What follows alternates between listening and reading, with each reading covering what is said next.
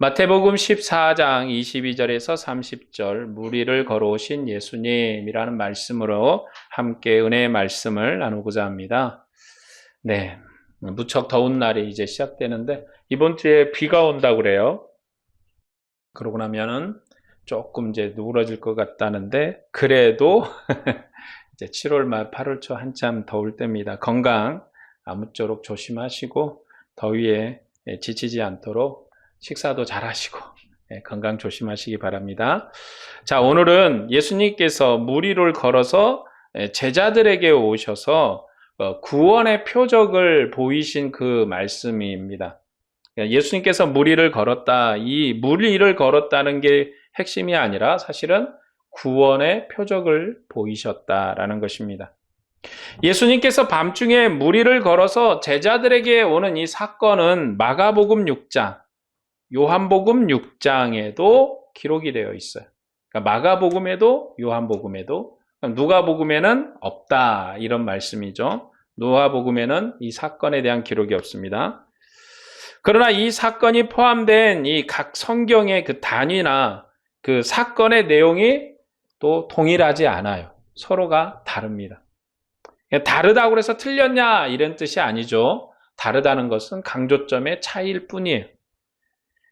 그러므로 이 사건이 포함된 단위와 구조와 문맥이 매우 중요하게 되는 거예요. 어떤 내용을 강조하려고 하는가.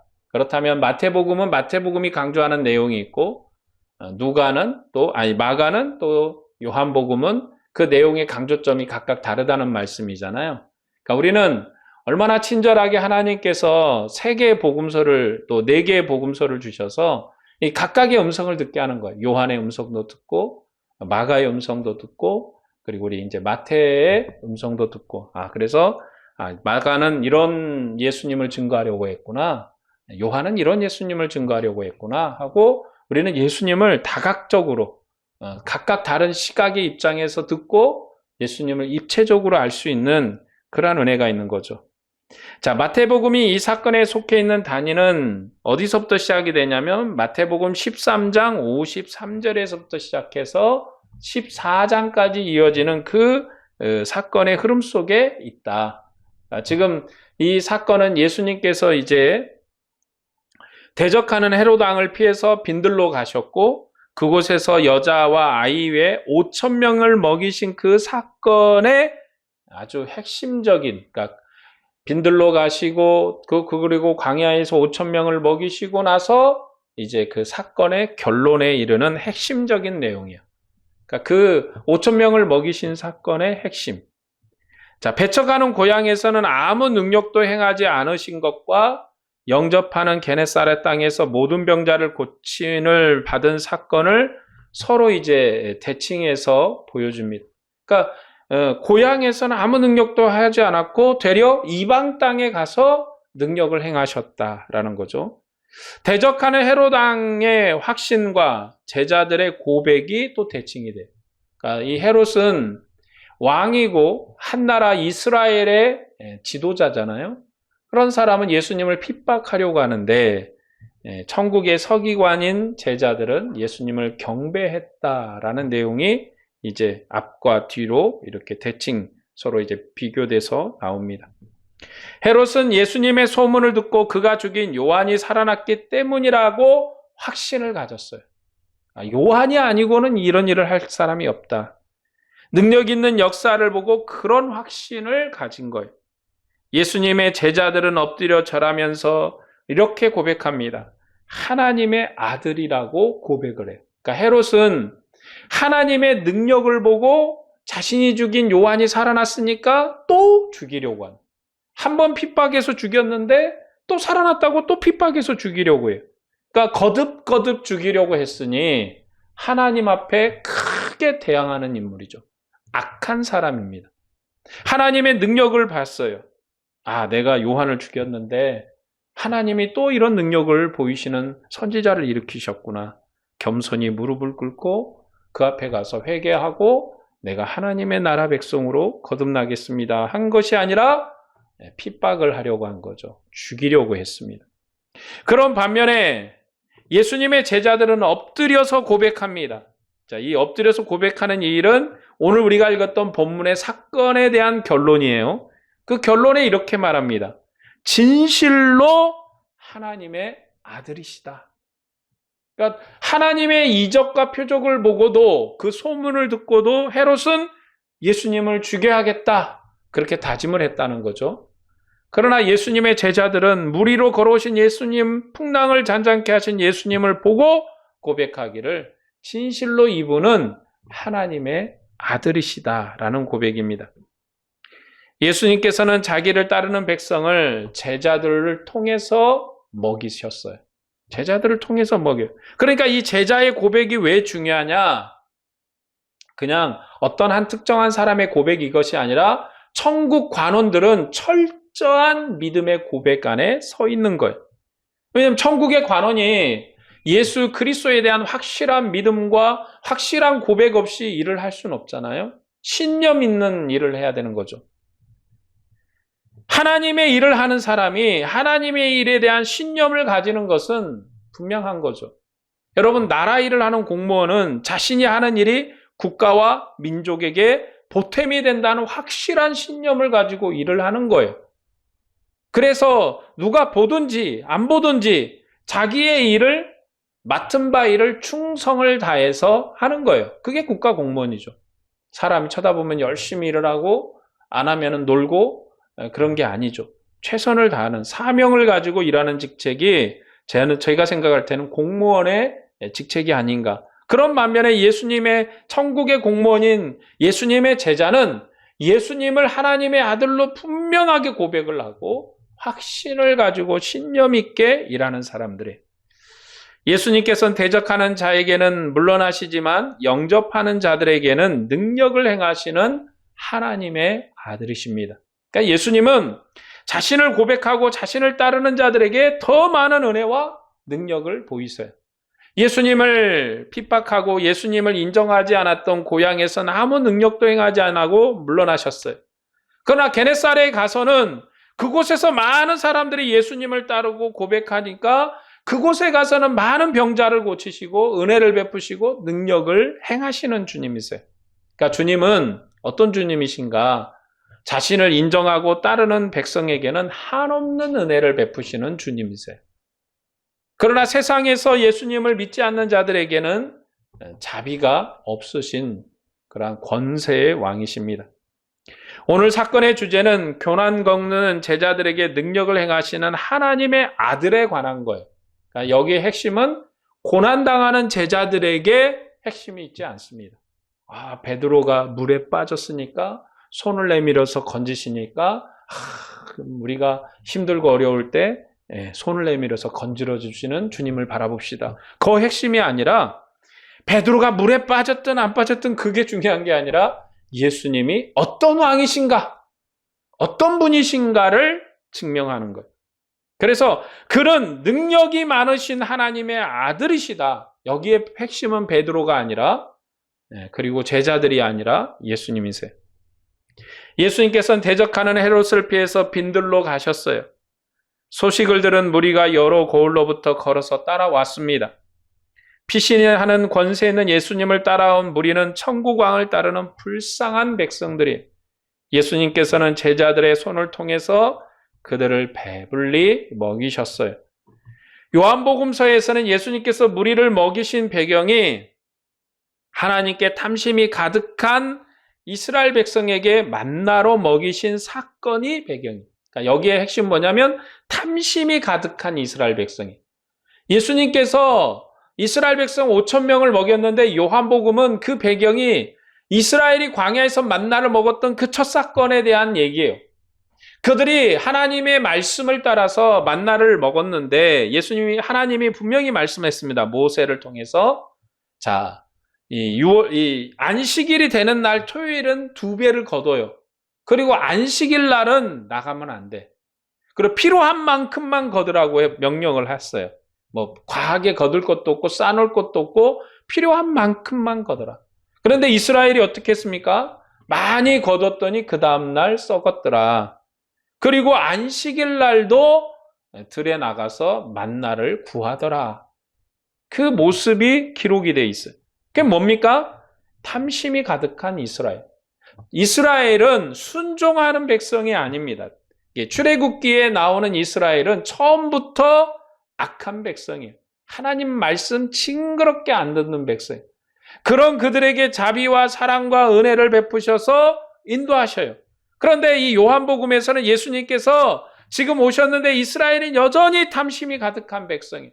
광야에서 만나를 먹었던 그 사건의 역사가 여전히 지금도 가득돼요. 그리고 계속되고 있습니다. 그래서 이 요한복음에서 이 만나를 먹은 예수님이 베푸신 양식을 먹은 사람들이 어떻게 했습니까?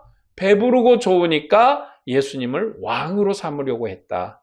예수님을 왕 삼으려고 했다. 그 의도가 뭡니까?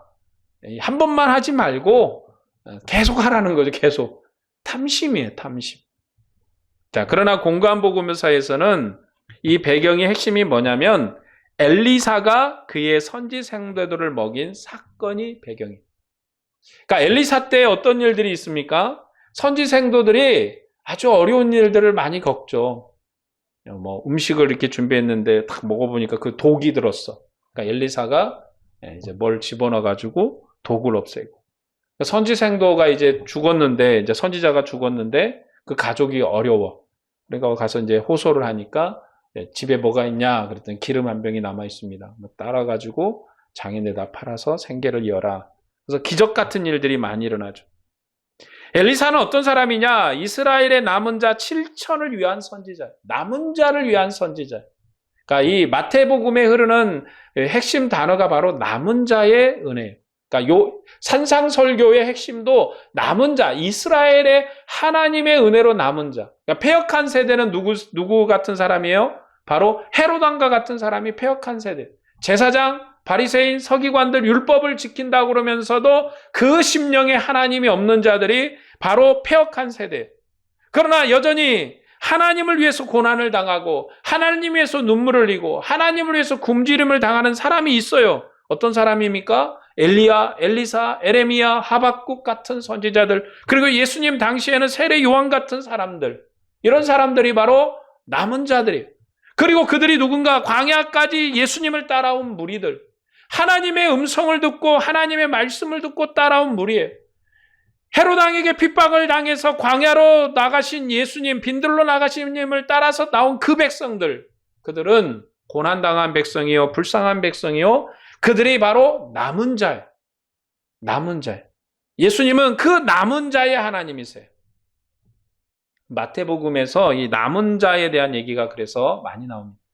왜냐하면 예수님은 남은 자의 하나님이시요, 하나님께서 마지막 날에 보내실 메시아는 눈물 흘리고 고통하고 슬퍼하는 자들의 눈물을 닦아주시는 그러한 위로의 하나님이세요. 그 눈물 흘리고 슬퍼하고 고통하는 사람들이 어떻게 해서 눈물 흘리고 고통하고 슬퍼합니까? 밥이 없어서요? 출세를 못해서요? 은행 통장에 잔고가 없어서요? 아니요. 하나님의 말씀 율법을 지키다 보니까, 그 율법 아래서 살려고 몸부림치다 보니까 많은 사람으로부터 핍박을 당해요. 그 대표적인 선지자가 누굽니까? 에레미야 같은 선지자죠. 하나님의 말씀을 위해서 살다 보니까 핍박을 당해요. 눈물을 흘려요. 하박국 같은 사람이죠. 외양간에 소가 없어요. 먹을 게 포도즙이 없고 포도 열매가 없고 아무것도 없어요. 그럼에도 나는 여호와로 말미암아 즐거워하고 감사하리로다.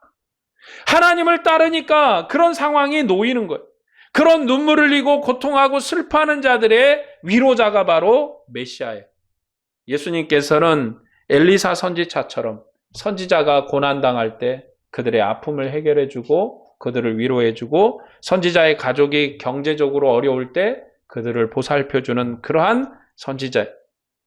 그러니까 멸망한 이스라엘 중에 남은 자를 위한 선지자가 바로 엘리사였어요. 예수님께서는 멸망한 이스라엘의 남은 자를 구원하시는 종말의 왕이십니다. 그러니까 마태복음 우리가 쭉 읽어가면서 생각해야 될 게 바로 이 남은 자에 대한 거예요. 남은 자. 이 얘기가 이사야에 있는 것이고, 그리고 그루터기에 관한 말씀입니다. 본문 22에서 23절 말씀을 보겠습니다. 예수께서 즉시 제자들을 재촉하사 자기가 무리를 보내는 동안에 배를 타고 앞서 건너편으로 가게 하시고 무리를 보내신 후에 기도하러 따로 산에 올라가시니라. 저물매 거기 혼자 계시더니 예수님께서는 즉시 제자들을 재촉해서 자기가 무리를 보내는 동안 배 타고 앞서 건너편으로 가게 했어요. 이제 무리가 많은데 이제 그들을 이제 돌려보내신 거죠. 그리고 지금 제자들이 왜 먼저 갔냐면 마가복음의 내용을 보면 지금 전도 여행을 막 갔다 와서 많이 피곤한 상황이에요. 그래서 그들을 이제 피난해서 보낸 거죠. 자, 마태복음과 누가복음은 예수님께서 제자들을 즉시 재촉해서 선발된 제자들을 앞서 보내신 것을 강조합니다. 마가복음은 선교 선발대를 선교 목적인 벳세대로 보내셨어요. 마태복음은 피난하는 왕의 선발대를 바다 건너편으로 보내십니다. 무리를 보내신 예수님께서는 기도하시려고 따로 산으로 올라가셔서 거기 혼자 계세요. 요한복음은 무리가 예수님을 억지로 왕을 삼으려는 줄 아시고 예수님께서 다시 산으로 올라가셨다 기록합니다. 그러니까 예수님께서는 지금 마태복음에서는 기도하러 올라가셨다. 요한복음에서는 뭐라고 얘기합니까? 무리가 먹을 걸 잔뜩 먹고 배가 부르니까 뻗뜩 아이디어가 생겼어. 이 사람을 왕으로 삼으면 우리가 두 번 다시는 굶지 않겠구나. 그리고 왕을 삼으려고 하니까 이제 억지로 왕을 삼으려고 하니까 예수님께서 다시 산으로 가셨다라고 기록합니다. 마태복음과 마가복음은 예수님께서 제자들을 재촉해 앞서 건너편으로 보내시고 무리를 보내신 후에 기도하기 위해서 산으로 올라가서 거기 혼자 계셨다라고 합니다. 선발대를 먼저 보내시고 자신은 산에 올라가서 홀로 기도하는 예수님은 하늘 아버지의 뜻을 행하시려고 정말 천국왕으로 세움을 받으신 하나님의 아들이세요. 그러니까 선발대를 보내시고 여전히 하나님은 하나님의 아들로서 산에 올라가서 아버지와 교제하시는 분이세요. 산에 올라갔다. 그런 표현은 하나님을 대면하는 표현이에요. 그래서 출애굽기에서도 모세를 어디로 부르십니까? 신의 산으로 부르시잖아요. 그리고 나서 이후에 엘리야를 어디로 부르십니까? 호렙, 거기도 신의 산이에요. 신의 산으로 부르십니다. 하나님을 만나는 장소가 바로 산이에요. 그러니까 산이라는 이 성경의 표현은 어떤 장소에 대한 개념이 아니라 하나님과 교제하는 자리, 하나님의 음성을 듣고 하나님의 율법을 받고 하나님의 명령을 듣는 자리입니다. 그러니까 예수님께서는 하늘 아버지의 뜻을 행하시는 종말의 왕으로서 하나님의 아들로 그 아버지와 교제하시는 분이시다. 이제 그가 산으로 올라가는 상황이 됐습니다. 본문 24에서 27절 말씀을 보겠습니다. 배가 이미 육지에서 술이나 떠나서 바람이 거슬림으로 물결로 말미암아 고난을 당하더라. 밤 사경에 예수께서 바다 위로 걸어서 제자들에게 오시니 제자들이 그가 바다 위로 걸어오심을 보고 놀라 유령이라 하며 무서워하여 소리 지르거늘 예수께서 즉시 이르시되 안심하라. 나니 두려워하지 말라. 이 사건에 대해서 요한복음은 제자들이 먼저 가버나움으로 출발했다라고 합니다. 예수님께서 아직 그들에게 오시지 않은 상황이에요. 큰 풍랑이 일어 제자들은 10여리쯤 나갔는데 그때 예수님께서 바다 위로 걸어서 그들에게 가까이 오셨습니다. 예수님께서는 나다 두려워하지 말라 그렇게 말씀합니다. 제자들이 기뻐서 영접하자 그들의 목적지에 도달했다고 요한복음은 기록합니다. 그러니까 요한복음은 제자들이 가려는 목적지가 있었어요. 그 목적지에 가려고 했는데 예수님이 도우셔서 목적지에 도달했다. 항상 하나님의 뜻을 이루는 일에 있어서 제자들이 하고 싶어하고 하는 일에 도움을 주시는 사랑의 하나님이세요.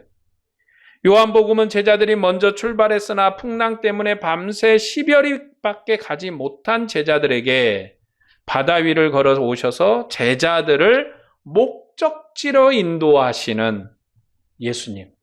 목적지로 인도해 주세요. 사랑이 많으시고 자비로우신 예수님이죠. 가려는 목적지까지 도달하는 목적지까지 가버나움에 이르도록 도와주셨다. 예수님은 요한복음에서 바다 위를 걸으신 것은 당연한 사실로 언급을 해요. 뭐 놀랄 일도 아니에요. 제자들이 이걸 보고 걸어온 걸 보고 이제 놀랬다 이런 표현은 거의 없습니다. 그래서 예수님께서는 뭐라고 하냐면 나다라고 하세요. 나다. 이거는 예수님 자신의 신분을 확인시켜 주시는 거예요. 나다. 모세를 구원자로 보내시면서 이스라엘을 알리신 하나님의 이름이 뭐였어요? 여호와다라는 여호와다. 여호와가 뭡니까? 스스로 계시다라는 뜻이에요. 스스로 계시다. 스스로 계신 분이시다. 그러니까 예수님이 지금 마태복음에서도 그렇고 요한복음에서도 그렇고 예수님이 자신을 지칭할 때 나다 그럽니다. 나다. 내가 왔다. 우리 표현으로 내가 도와주러 왔어 이게 아니라 내가 바로 그 하나님이시다. 너희가 찾는 그 하나님이다. 나다. 그러니까 이 성경에서 나라는 표현은요. 아무나 쓰는 표현이 아닙니다. 창조주 하나님만 쓰시는 여호와가 가라사대. 여호와가 가라사대. 그러니까 선지자는 그렇게 얘기해요. 내가 얘기했다 이게 아니라 여호와가 얘기하셨다. 예수님 오셔서 하나님이 너를 도우실 거야. 여호와가 너희를 도우실 거야. 이렇게 한 게 아니라 나다. 내가 너희를 도우러 왔다. 나다라고 표현합니다.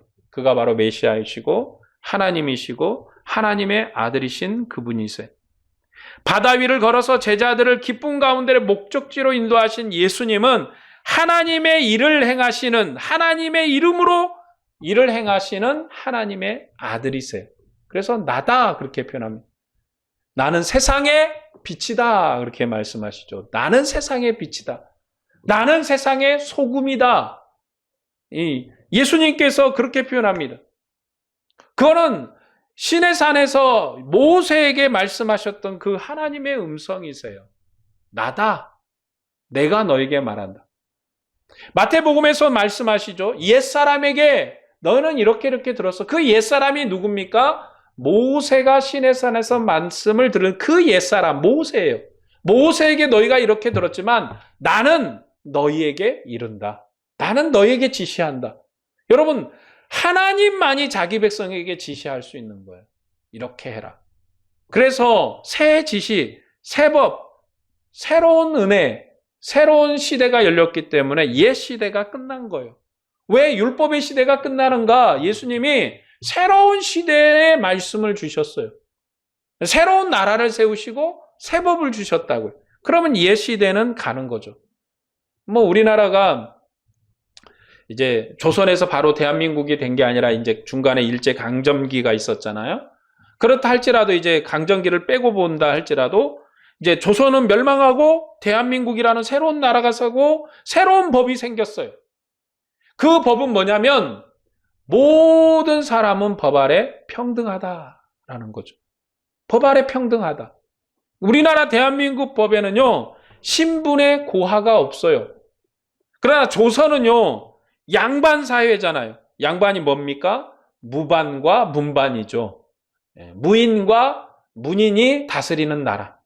양반의 나라죠. 백성이 바로 천하지 근본이고 농업이 천하지 근본이고 백성이 근본이라고 말하지만 나라는 누가 다스려요? 양반이 다스려요. 무반과 문인이, 무인과 문인이 다스리는 나라예요. 그러나 이 나라는 누가 다스립니까? 백성이 왕인 나라예요. 백성이 근본인 나라예요. 이 나라에는 신분이 없어요. 대통령이 높다고 해서 우리와 뭐가 다릅니까? 장관이 있다고 해서 뭐가 다릅니까? 명예는 다르겠죠. 그러나 인간적인 휴머니티즘에서는 다른 게 없어요. 그 사람과 내가 법 아래서 동등한 거죠. 내가 그 사람이 만난다고 해서 머리를 조아리고 그 앞에 무릎을 꿇고 누울 필요가 없죠. 조선시대 때는 여러분 왕을 만나러 가면 얼굴을 들 수가 없는 거죠. 왕 앞에서 어떻게 감히 얼굴을 빳빳하게 듣고 이렇게 TV나 사극 보면 그다못해 누구가 납시오 그러니까 엎드리는 거잖아요. 그래서 이제 그 광화문 앞에 가면 그 광화문 대로 말고 그 건너편 이제 골목길로 사람들이 다니는 거예요. 지금 이게 그 뭐라고 하는지 잊어버렸는데 여러분 옛날부터 조선시대 그 광화문 대로에 사람이 왜 안 다니냐? 고관 대작들이 이제 출근을 하잖아요. 그러면 엎드려라 그러니까 몇 발짝 가다가서 또 엎드려야 되고 몇 발짝 가다 엎드리니까 이제 그게 굉장히 불편하니까 이제 뒷골목으로 다니는 사람들 뒷골목으로 왜냐하면 신분의 고하가 있는 거예요. 신분의 고하가 있죠. 그게 대한민국이에요. 그러나 이제 대한민국은 조선시대에 그랬죠. 근데 대한민국은 신분의 고하가 없어요. 뭐 여러분 대통령을 만나러 가 요즘 뭐 대통령 TV 보니까 막 대통령 만나서 악수도 하고 막 사진도 찍자고 그러고 옛날 같으면 그건 있을 수가 없는 일이겠죠. 그럼 뭐냐면 새 법이 오고 새 시대가 왔기 때문에 그 새 시대의 법으로 사는 거예요. 오늘 우리는 율법에 사는 백성이 아니에요. 율법이 우리를 다스리지 않아요. 왜요? 나다. 내가 너에게 말한다. 말하는 그 하나님의 말씀, 하나님의 아들의 음성이 우리에게 들렸기 때문에 이제는 우리는 새 법으로 사는 백성이 새로운 은혜로 살아요. 그래서 율법 가운데 거하지 않습니다. 그래서 사도 바울이 뭐가 싸웁니까? 율법하고 싸워요. 율법 지키지 마라. 내가 이렇게 옥에 갇히고 핍박당하고 이렇게 된 것도 하나님의 은혜의 복음 때문이다. 율법을 내가 지켰다면 그렇게 대우받을 상황이 아니라는 거죠. 바다 위를 걸어서 제자들을 인도하시는 예수님은 바로 하나님의 이름으로 행하시는 아들이세요. 반면에 마태복음과 마가복음은 요한복음과는 좀 다르게 예수님을 증거합니다. 풍랑 위로 걸어오신 예수님을 보고 제자들은 놀라 무서워하며 유령이라고 소리를 질렀어요. 유령이다. 무서운 게 나타났다는 거죠. 그러자 예수님께서 즉시 안심하라. 나다. 두려워하지 마라 말씀합니다. 그러니까 요한복음에서는 예수님이 무리를 걸어오는 걸 제자들이 당연하게 여겼어요. 그 정도. 그 정도. 당연히 인정. 근데 지금 이 다른 성경에서는 유령으로 여겼다는 거죠. 요한복음은 나다를 앞에 두어서 예수님의 신분을 강조했습니다. 마태복음과 마가복음은 즉시 안심하라를 먼저 앞세우세요. 안심해라, 나다. 이러고 강조합니다. 그리고 예수님께서 배에 오르시자 풍랑이 그쳤어요. 마태복음과 마가복음은 고난 겪는 제자들을 찾아오셔서 구원하시는 예수님을 증거합니다. 예수님이 제자들 왜 찾아가셨는가? 고난과 아픔에 있는 자들을 구원하려고 찾아가신 본문 33절 말씀을 보겠습니다. 배에 있는 사람들이 예수께 절하며 이르되 진실로 하나님의 아들이소이다 하더라. 예수님께서 배로 오시는 것을 본 베드로가 예수님께 무리를 오라고 해주기를 요청을 합니다. 예수님께서는 베드로를 무리를 걷게 하셨지만 베드로는 바람을 보고 두려워서 물에 빠졌어요. 물에 빠진 베드로를 그의 손을 잡아서 건지신 예수님께서 배에 오르자 바람이 그쳤습니다. 그리고 제자들이 예수님을 경배해요. 예수님을 경배하는 것이 이 사건의 결론입니다. 오늘 이야기의 결론은 뭐냐? 예수님을 경배했다. 요한복음의 결론은 뭡니까? 가려는 곳으로 갔다. 원래 목적지로 갔다는 거죠. 그러나 마태복음의 결론은 뭐냐? 예수님을 경배했다. 이 놀라운 이적을 보고 그가 하나님이시고 하나님의 아들이심을 경배했다는 거죠. 그런데 이 결론이 마태와 마가복음이 좀 다릅니다.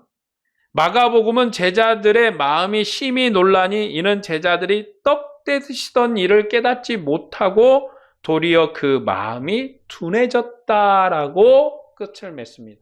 그러니까 제자들이 여전히 어리석다. 그러니까 누가 필요해요? 예수님이 필요하다 이런 말씀이죠.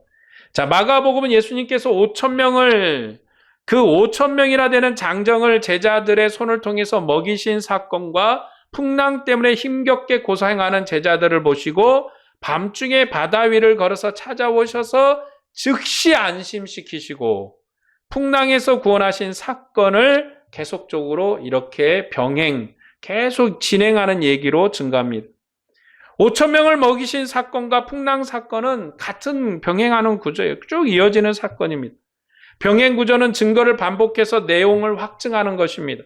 5,000명의 장정을 먹이신 예수님께서 바다 위를 걸어서 선교 선발대인 제자들을 힘겨운 고난에서 구원하여 주셨음을 강조합니다. 그러니까 백성을 5,000명의 장정을 위로하시고 구원하신 예수님께서 선발대인 제자들도 구원하셨다. 반면에 마태복음을 마가복음과 조금 다른 결론을 맺습니다. 배에서 함께 오르심에 바람이 그쳤다. 배에 있는 사람들이 예수님께 절하며 말하기를 진실로 하나님의 아들이시다. 그렇게 했다는 거죠. 이것이 마태복음의 결론입니다. 헤롯 왕이 확신한 죽었다 살아난 자의 큰 능력과 제자들이 경배한 바다 위를 걸으시고 풍랑을 잠잠케 하신 하나님의 아들의 능력을 교차해서 설명을 해요. 그러니까 헤롯은 큰 능력을 보고도 죽이려고 했다. 제자들은 능력을 보고 예수님을 경배하고 찬양했다. 이게 이제 교차되는 거죠. 그러면서 결론에 이릅니다. 마태복음 바다 위를 걸으시며 베드로에게도 바다 위를 걷게 하신 하나님의 아들의 능력을 강조하는 거예요. 마태복음만 베드로에게 바다 위를 걷게 하신 사건이 기록되어 있어요. 그러니까 마태복음에만 이제 베드로가 바다 위를 걷죠. 풍랑을 잠잠케 하신 예수님께서 진실로 하나님의 아들이라고 절하는 제자들의 고백도 마태복음에만 있어요. 예수님께서 천국의 관원인 이 베드로가 누굽니까? 제자 중에 수제자요, 제자 중에 우두머리. 그를 바다 위로 걷게 하셨어요. 예수님과 똑같은 능력을 행하게 하셔요. 그러니까 예수님께서 세우신 이 제자들은 예수님이 하신 일을 대신하게 할 천국의 서기관들이야. 공무원들이에요. 권세를 주셔서 같은 일을 하게 하실 분들이에요. 그래서 그와 같은 권세로 똑같은 일을 하게 하신 거예요. 그 은혜를 주셨어요. 그들이 고백을 합니다. 그리고 하나님의 아들이라고 절하면서 고백해요. 마태복음은 풍랑을 잠잠케 하시며 바다 위를 걸으시며 그 제자들도 걷게 하신 하나님의 능력을 강조하면서 더불어 제자들이 하나님과 같은 일을 행하는, 예수님과 같은 행한 일을 하는 사도임을 강조합니다. 마가복음은 제자들이 깨닫지 못함을 거듭해서 강조를 해요. 깨닫지 못한다. 마가복음의 제자들은 예수님께서 함께 하지 않으면 힘든 훈련하는 군병이에요. 마치 군대 가면요, 처음에 이제 군인으로 소집이 돼가지고 이제 신병 훈련소를 딱 가보면요, 옷을 입혀놓고 세워놓으면 정말 이런 오합지졸이 없어요. 근데 그런 그 신병을 일주일만, 처음에 가면요, 군대 처음 가서 하는 일이 뭐예요? 제식훈련이라는 거래요. 제식훈련이 뭐냐? 걸음마 하는 걸음마. 앞으로 가, 뒤로 가, 옆으로 가, 우로 가, 좌로 가, 뒤돌아가. 계속 그거를 뭐 3, 4일씩 시켜요. 그런데 신기하게 그걸 하면 진짜 군인이 돼. 앞으로 가, 뒤로 가 딱 하면 열을 탁탁탁탁 줄을 맞추고 군인이 됩니다. 그러니까 예수님께서 지금 마가복음에서는 왜 제자들이 이렇게 거듭해서 깨닫지 못하냐? 아직 훈련을 받아야 될 훈련병들이에요. 그런 면을 강조합니다. 마태복음의 제자는 깨닫는 제자예요. 제자들이 깨달아야 돼. 무슨 얘기냐? 공무원이 법을 알아야 법을 집행을 해요. 그렇죠?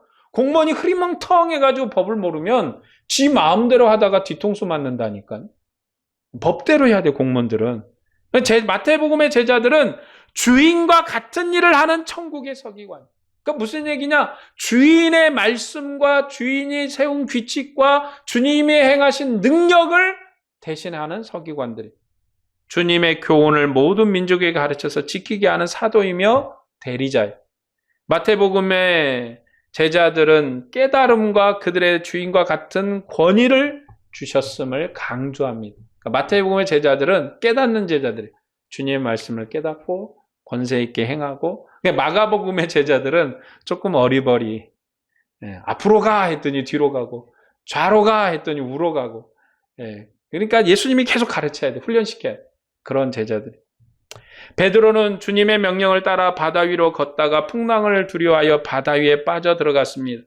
예수님께서는 풍랑을 두려워하여 명령대로 바다 위를 걷지 못하는 베드로에게 믿음이 작은 자다, 의심하는 자다, 책망하셨어요. 예수님은 천국의 제자이며 서기관에게 주인의 창고와 식구를 맡기실 거예요. 그러니까 주인의 일을 다 제자들에게 맡길 거예요. 그래서 책망하는 거예요. 의심한다, 믿음이 없다. 베드로의 그 연약함을 강조하는 게 아니라 지금 일을 해야 되는데 확신이 없다는 거죠. 그거를 지금 이제 세워주시는 거예요. 그리고 예수님처럼 바다 위를 걷는 권세를 주실 거예요. 예수님과 똑같은 일을 하게 하는 것. 그러니까 제자들을 지금 보내는데 예수님과 같은 일을 하는 거. 그래서 마태복음의 결론이 뭡니까? 천국의 하늘의 권세와 땅의 권세를 내가 가졌다. 그 권세가 누구의 권세예요? 너희의 권세다.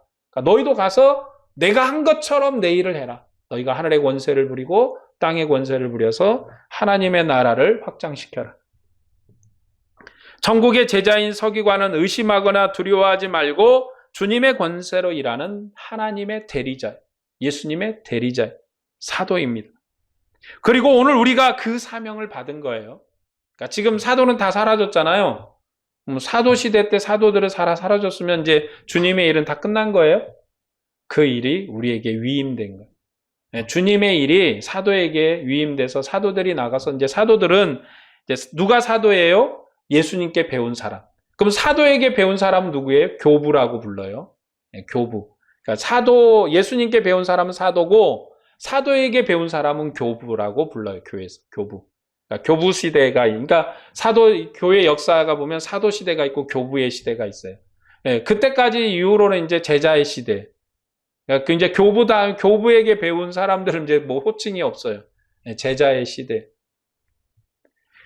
예수님이 이제 일을 사도에게 맡기셨고 사도가 다 사라졌어요. 그럼 예수님의 일이 끝났나요? 이제 그 일이 오늘 우리에게 위임됐습니다. 우리가 세상에 예수님을 대신하는 자들이. 오늘 본문은 우리에게 그 사실을 가르칩니다. 너희가 세상에 나가서 나다 말씀하신 하나님의 일을 하는 사람들이. 우리가 예수님의 제자로 세상에서 예수님을 보이고 사랑하는 형제와 자매를 보살피는 그 일을 하는 거예요. 그것은 우리의 능력이나 권세가 아니라 예수님께서 우리에게 주신 권세.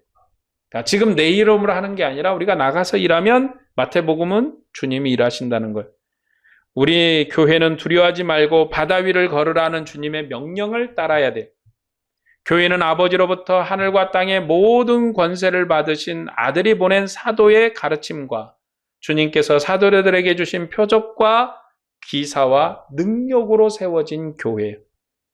죽은 자 가운데서 부활하셔서 하늘 보좌의 주님이 되신 그리스도께서 지금 교회의 머리가 되셨습니다.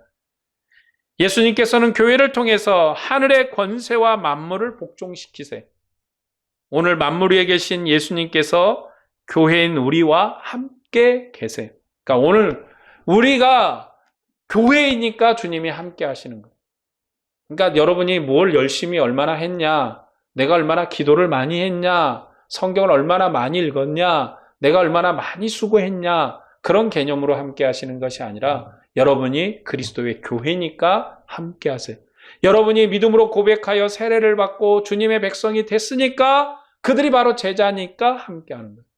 내가 얼마나 수고를 많이 했냐, 내가 얼마나 열정적이냐, 내가 얼마나 노력했냐, 그런 걸로 따지면요, 순번을 세워놓으면 우리는 번호표도 못 받아요. 그렇죠?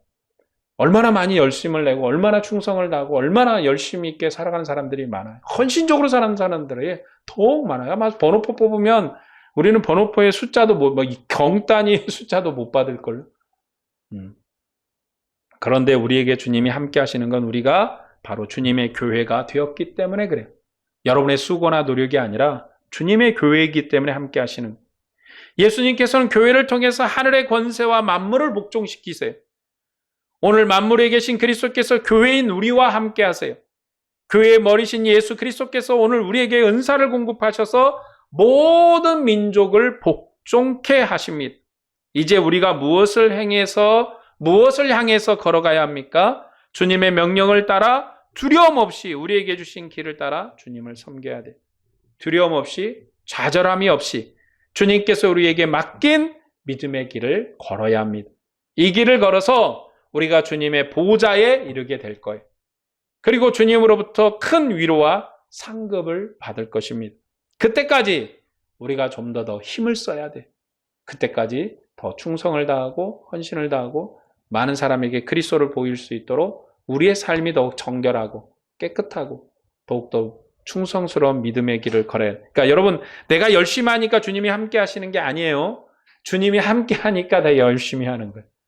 그리고 더 헌신된 삶을 사는 거예요. 그러니까 내가 헌신된 삶을 사니까 주님이 나와 함께 하시는 게 아니고 그냥 주님이 우리가 교회니까 함께 하시는 거예요. 그리고 헌신을 요청하십니다. 우리가 주님의 영광스러운 보좌의 일을 그때까지 좀 더 힘을 쓰시고 충성을 다하기를 원합니다. 수고의 땀을 흘리기를 원합니다. 이 믿음의 길을 걷는 여러분에게 주님의 은혜와 평강이 충만하기를 축복합니다. 기도하겠습니다.